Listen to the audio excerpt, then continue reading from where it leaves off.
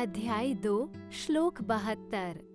अश ब्राह्मी स्थितिः पार्थ नैना प्राप्य विमुह्यति स्थित्वास्यान्त कालेपि ब्रह्मनिर्वाणं रक्षति। 72।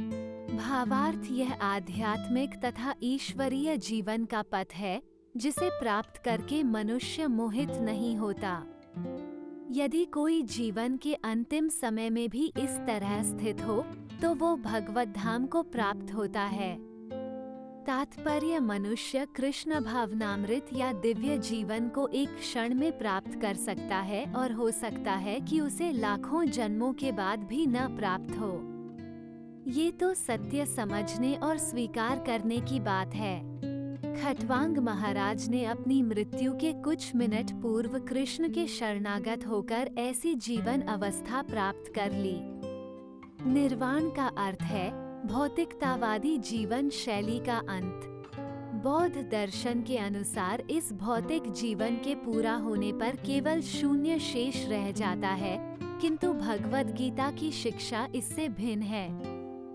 वास्तविक जीवन का शुभारंभ इस भौतिक जीवन के पूरा होने पर होता है।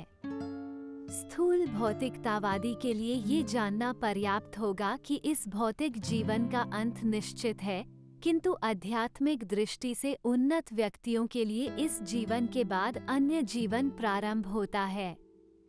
इस जीवन का अंत होने से पूर्व यदि कोई कृष्ण भावना भावित हो जाए तो उसे तुरंत ब्रह्म निर्वाण अवस्था प्राप्त हो जाती है। भगवत धाम तथा भगवत भक्ति के बीच कोई अंतर नहीं है। चूंकि दोनों चरम पद हैं, अतः भगवान की दिव्य प्रेमी भक्ति में व्यस्त रहने का अर्थ है भगवत धाम को प्राप्त करना। भौतिक जगत में इंद्रिय तृप्ति विषयक कार्य होते हैं और आध्यात्मिक जगत में कृष्ण भावनामृत विषयक। इसी जीवन में ही कृष्ण भावनामृत की प्राप्ति तत्काल ब्रह्म प्राप्ति जैसी है और जो कृष्ण भावनामृत में स्थित होता है वह निश्चित रूप से पहले ही भगवत धाम में प्रवेश कर चुका होता है।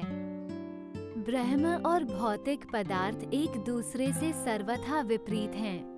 अतः ब्राह्मी स्थिति का अर्थ है भौतिक कार्यों के पद पर न होना। भगवद गीता में भगवत भक्ति को मुक्त अवस्था माना गया है। स गुणास्मतीत्यतान ब्रह्म भूयाय कल्पते। अतः ब्राह्मी स्थिति भौतिक बंधन से मुक्ति है। श्रील भक्ति विनोद ठाकुर के इस द्वितीय अध्याय को संपूर्ण ग्रंथ के प्रतिपाद्य विषय के रूप में संक्षिप्त किया है। भगवद गीता के प्रतिपाद्य हैं कर्मयोग, ज्ञानयोग तथा भक्ति योग। इस द्वितीय अध्याय में कर्मयोग तथा ज्ञानयोग की स्पष्ट व्याख्या हुई है एवं भक्ति योग की भी झांकी दे दी गई है। इस प्रकार श्रीमद् भगवद गीता के द्वितीय अध्याय गीता का सार का भक्ति वेदांत तात्पर्य पूर्ण हुआ।